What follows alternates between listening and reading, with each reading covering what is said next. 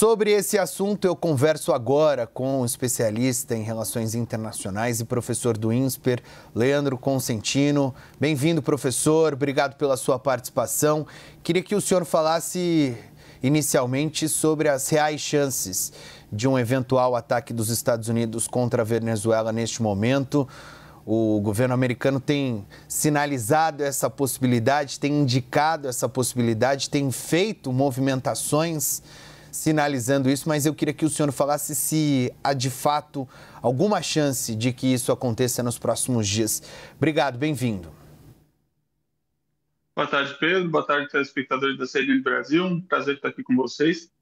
De fato, há uma chance maior do que havia anteriormente que esse ataque se materialize, mas a gente ainda não pode ter uma certeza de fato de que haverá um ataque, porque muito nas relações internacionais são projeções de poder, é aquilo que a gente chama de dissuasão e não o ataque de fato, né? Então, que ele projete o poder dos Estados Unidos, que Donald Trump mostre para Nicolás Maduro seu poder de fogo e de alguma forma tente convencê-lo a entrar no figurino que Donald Trump deseja do ponto de vista da renúncia aí à presidência da Venezuela, que deixa aí o país ou que deixa o caminho livre para eleições verdadeiramente democráticas, me parece que é uma sinalização, uma tentativa de dissuasão muito mais do que um ataque em si, né? Apesar da gente ter todo esse deslocamento de forças, ter todo esse teatro das operações militares, a gente ainda não sabe se de fato eles usarão de força efetiva, porque usar de força efetiva compromete uma série de questões aí de acordos internacionais, o desrespeito à soberania internacional da própria Venezuela,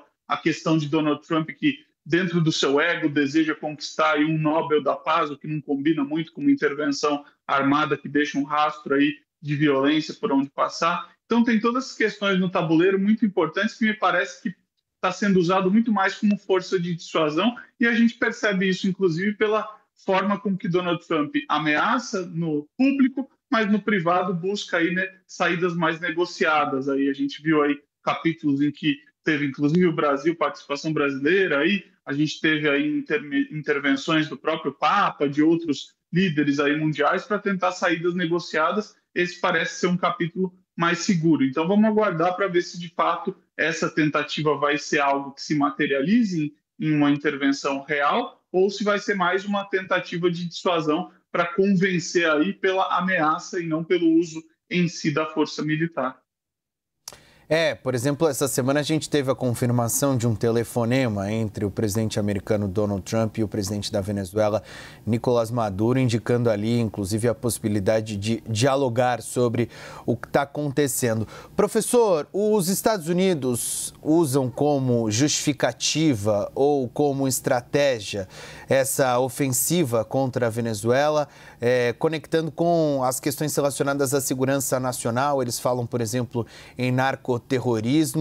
Eu queria saber do senhor se é possível a gente começar a imaginar que os Estados Unidos podem mirar outros países da América Latina com essa mesma justificativa. O presidente americano Donald Trump, por exemplo, citou em alguns momentos a Colômbia como um eventual alvo também com relação a estas operações. Queria saber do senhor se dá para a gente imaginar a ampliação deste cenário ou se é uma questão muito concentrada ali na Venezuela.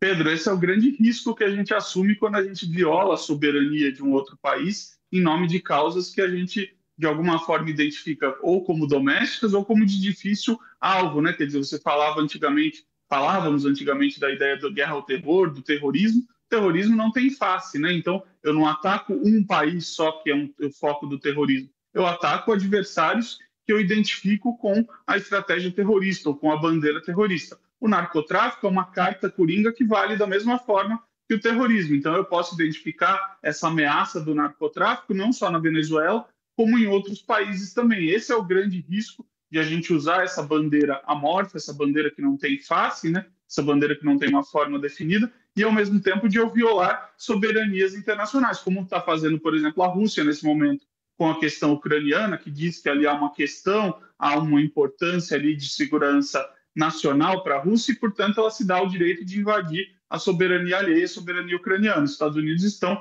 de alguma forma, praticando a mesma coisa, no que pese dimensões diferentes, estarem atacando um país soberano em nome de questões aí de segurança nacional e de que quer que se arvore de uma luta contra o narcotráfico. Isso é muito perigoso, isso abre sim precedentes, isso pode conduzir a intervenções em outros países, numa região que a gente tem aqui num subcontinente latino-americano, que é marcado pela estabilidade e pela paz. Então, isso se torna uma ameaça bastante perigosa, e sobretudo num entorno muito próximo do nosso país também.